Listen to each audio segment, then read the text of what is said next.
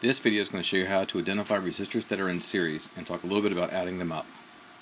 First off, the word series. The word series means one after another, like in a sporting event such as the World Series or a TV series or a movie mini-series. It means one after another.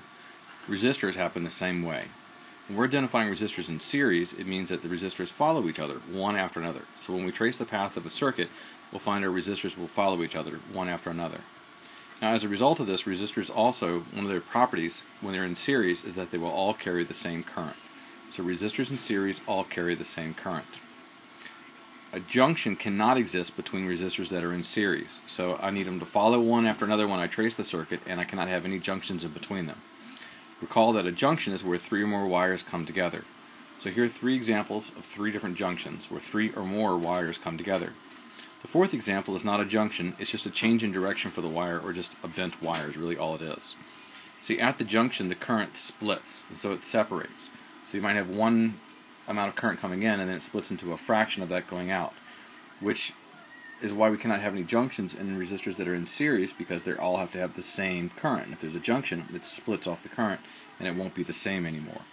So we're really looking at the first rule and the third rule to help us to identify resistors that are in series. The second is more of a property of all this. All these resistors are in series.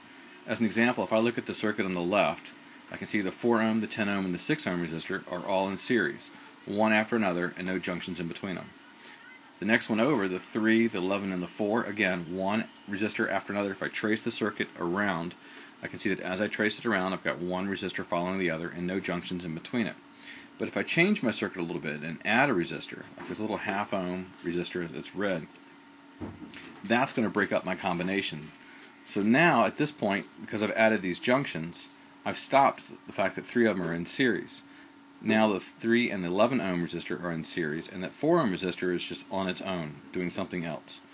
So the 3 and the 12 follow each other, and there's no junction between the 3 and the 11. Sorry, I meant 11. Another example is in circuit number 7. The 100, the 600, and the 300 ohm resistor, they each follow each other, and there's no junction between the 100, the 600, and the 300. But if I change my circuit and I add another resistor, say the 12 ohm that's in red, I've added some junctions. So what I've done is I've broken off my series combination. So at this point, only the 100 and the 600 are left in series, and the 300 is now isolated because of the junction in between it. So the 100, the 600 are one after another, and no junctions in between them. Now, when adding up resistors that are in series, that is finding an equivalent resistor so I can just replace the whole combination with one, it's nice. It's an easy rule. The resistance is just the sum of the resistors. So here's an example problem. I've got a 10-volt power supply, 15 ohms, half ohm, and a 1 ohm. To find the total resistance, I just add them up.